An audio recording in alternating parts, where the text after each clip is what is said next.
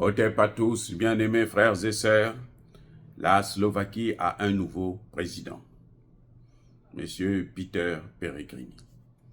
Il vient de l'extrême droite d'après certains commentateurs. Il y a une particularité à cette élection. C'est que Pellegrini là est anti-guerre en Ukraine.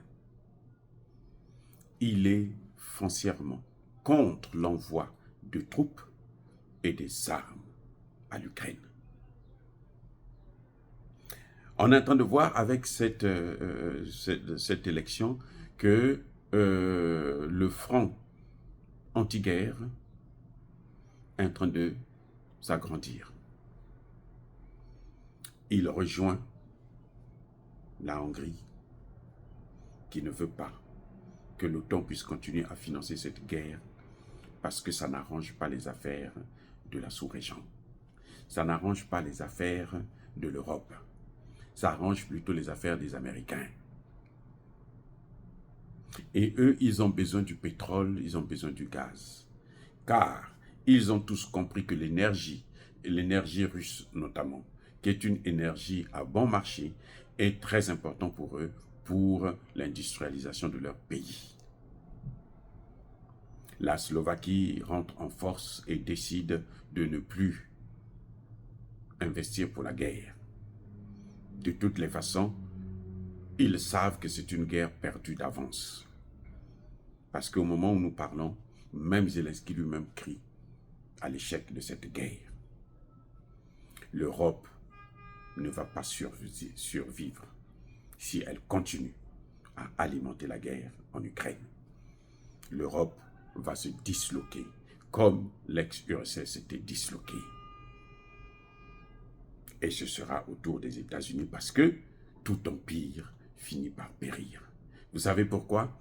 Parce que lorsqu'un empire se crée, au même moment qu'il est en train de se créer, il crée aussi les conditions de sa destruction. Vous le savez, des grands philosophes l'ont dit, toute chose porte la marque de son contraire. Nos ancêtres l'avaient déjà compris depuis très longtemps. Donc, quand vous êtes en train de créer un empire, si ce n'est pas sur la base du bien, c'est sur la base de la violence, de la guerre et autres, vous êtes aussi en train de créer les conditions de la destruction de votre empire. Et ça, c'est inévitable. Personne ne peut échapper à ça. Il n'y a rien à faire pour ça. Tout le monde, tous les pays, tous les empires passent par là. C'est pour ça d'ailleurs que la reine Élisabeth qui venait de nous quitter il y a quelques années, cette dame avait dit, tout empire finit par périr, y compris l'empire britannique. Et vous le savez, que la Grande-Bretagne avait un empire qui allait jusqu'en Inde, aux États-Unis. C'était le plus grand empire au monde. Plus grand que celui de Napoléon, des Français. Qu'est-ce que la Grande-Bretagne est devenue aujourd'hui? Le premier ministre britannique est un Indien, en tout cas d'origine. Donc l'empire est mort. Ça veut dire quoi? Ça veut dire que les États-Unis qui sont en train de baser leur politique étrangère sur la violence, sur l'utilisation excessive de la force, sur le droit militaire, le droit à la Kalachnikov, finiront par périr. Cet empire va s'arrêter.